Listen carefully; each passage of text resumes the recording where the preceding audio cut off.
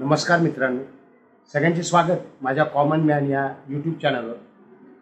मित्रांनो, सध्या युद्धज्वर आहे. हो, युद्धज्वर म्हणतो मी. याचं कारण भारतीय नागरिकांना पहलगामवर जो निष्पाप लोकांवर हल्ला झाला आणि धर्म विचारून त्यांना मारलं गेलं, याचा बदला अजून पूर्ण झाला आहे असं वाटत नाही आहे. आणि त्यामुळे स्वाभाविकच सीज फायरच्या ज्या काही बातम्या येत आहेत त्याबद्दल बरेच लोक नाराज असतीलच. आणि पाकिस्तानची कायमची खुमखुमी जिरवायला हवी असं अनेकांना वाटत असणार. या पार्श्वभूमीवर आता संजय राऊत यांच्याबद्दल मी जो व्हिडिओ बनवतोय, अनेकांना वाटेल या मूर्ख माणसाचं इथे व्हिडिओचं काय काम आहे. होय, कारण संजय राऊत यांच्याबद्दल अनेकांनी अनेक प्रकारचं बोलून झालेलं आहे. आणि तरी देखील संजय राऊत हे नेहमीच चर्चेत असतातच. आणि मीडियावाले जे पगारी नोकर असल्यासारखे, म्हणजे संजय राऊत यांचे पगारी नोकर असल्यासारखे नियमित सकाळी संजय राऊत यांच्या दारात हजर होतात. तर अशा मीडियाला एक प्रश्न मात्र विचारावासा अजून वाटलेला नाही आहे. संजय राऊत यांना प्रश्न सुचला नाही आहे. त्या चाटुकार म्हणतो मी, त्या चाटुकार पत्रकारांची हिंमत नाही आहे कदाचित संजय राऊत यांना विचारायची.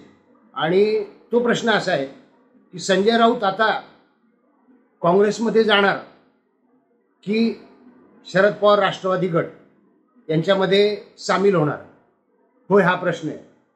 आणि याचं कारण आहे, तुम्हाला प्रश्न पडला असेल की अचानक संजय राऊत जे उद्धव बाळासाहेब ठाकरे यांच्या पक्षात राहून इतक्या मुजोऱ्या करत आहेत, उद्धव बाळासाहेब ठाकरे गटाचा त्यांना सपोर्ट आहे आणि आत्तापर्यंत त्यामुळेच ते खासदार बनत आहेत.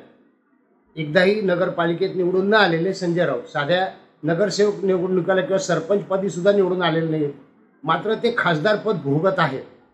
आता ते खासदारपद जाणार आहे राज्यसभेतलं, आणि त्याशिवाय संजय राऊत स्वस्त कसे बसतील. मग ते काँग्रेसमध्ये जाणार आहेत. कारण आता युद्धाच्या बातम्यांमध्ये संजय राऊत यांची विधानं जर आपण तपासली तर ती सगळी काँग्रेसला धार्जिणी अशी विधानं आहेत. आणि म्हणून कदाचित ते काँग्रेसमध्ये जातील. हा प्रश्न उपस्थित होण्याचं कारण अजून एक आहे, म्हणजे खासदारपद जाणार आहे मी सांगितलंय. दुसरं कारण असं आहे की परदेशात गेलेले, सहकुटुंब गेलेले उद्धव बाळासाहेब ठाकरे अजून मायदेशी परतलेले नाहीत म्हणूयात, किंवा परतले असतील तर मीडियाला त्याची खबर नाही असं म्हणूयात, पण ती शक्यता कमी आहे. ते आश्चर्यकारकपणे शांत आहेत.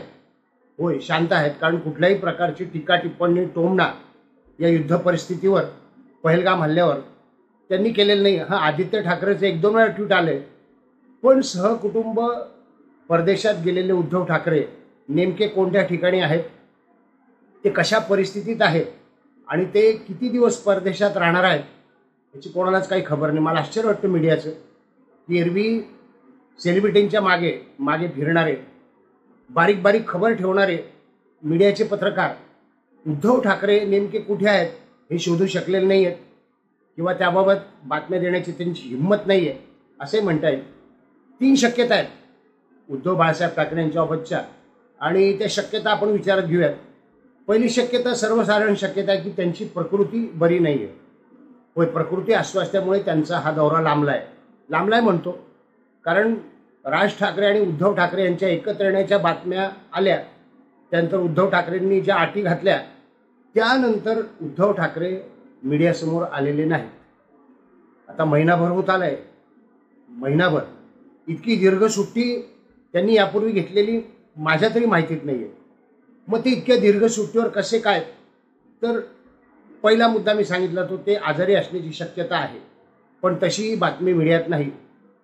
दुसरा मुद्दा, राज ठाकरे आणि उद्धव ठाकरे परदेशात भेटलेले आहेत, त्यांचं मनोमिलन झालेलं आहे, आणि कदाचित प्रकृती अस्वास्थ्यामुळे किंवा राजकारणातला रस संपल्यामुळे उद्धव ठाकरे राजकारणातून निवृत्त होत आहेत काय, आणि त्यांनी राज ठाकरे यांना पुढाकार दिला आहे काय. कारण राज ठाकरे यांनी पण जी पहलगाम हल्ल्यानंतरची आत्ताची विधानं केली की युद्ध नकोय, ते नेमके अतिरेकी शोधून मारा, ही सगळी लाईन काँग्रेसची आहे, किंवा उद्धव ठाकरेंची लाईन ही किंवा त्यांच्या पद्धतीचं बोलणं आहे असं मला वाटतं. तर शक्यता आहे की त्यांची भेट झालेली आहे आणि काहीतरी ठरलेलं आहे ज्याचा सुगावा आपल्या मीडियाला लागलेला नाही किंवा माहीत असून मीडिया सांगत नाही आहे. आणि तिसरा, उद्धव ठाकरे कदाचित परत येणारच नाहीत. हा महत्त्वाचा मुद्दा आहे. याचं कारण आहे, तुम्हाला माहिती आहे की दिशा सालियानची केस आता कोर्टात पुन्हा उघडी झालेली आहे. कोर्टाच्या तारखा पडायला लागलेल्या आहेत आणि अनेक पुरावे हे विरुद्ध जात आहेत. कोणाकोणाच्या विरुद्ध? आदित्य ठाकरे यांच्या विरुद्ध. आणि सचिन वाजे प्रकरण हे उद्धव ठाकरेंच्या विरुद्ध जात आहे. सचिन वाजेला न्यायालयाने सस्पेंड केलेले असताना त्यांना पुन्हा कामावर घेणे हा न्यायालयाचा एक प्रकारे अवमान आहे. आणि ती देखील केस आता दिशा सालियान यांचे वकील ओझा म्हणजे त्यांच्या वडिलांचे वकील हे लढत आहेत आणि त्याबाबत देखील आता न्यायालयाकडून काहीतरी महत्त्वाचा निर्णय येण्याची शक्यता आहे. गंभीर आहे. त्यामुळं कदाचित बाळासाहेब ठाकरे आता येणारच नाहीत ही देखील शक्यता आहे. बघूयात आपण. पण एकाही पत्रकाराची हिंमत नाही झाली की संजय राऊत यांना किमान हा तरी प्रश्न विचारावा की तुम्ही युद्धजन्य परिस्थितीवर इतके बोलता आहात, इतकी मोदींवर टीका करता आहात, मात्र तुमचे साहेब कुठे आहेत? साधा प्रश्न आहे. किंवा उद्धव बाळासाहेब ठाकरे परत कधी येणार आहेत? साधा प्रश्न आहे. पण मीडियाची हिंमत नाही आहे. आश्चर्य वाटतं मला. एरवी बारीक सारीक प्रश्न विचारणारे हे सगळे मीडियाकर्मी किंवा न्यूज चॅनलचे पत्रकार संजय राऊत यांना एक साधा प्रश्न विचारण्याची हिंमत करत नाही आहे.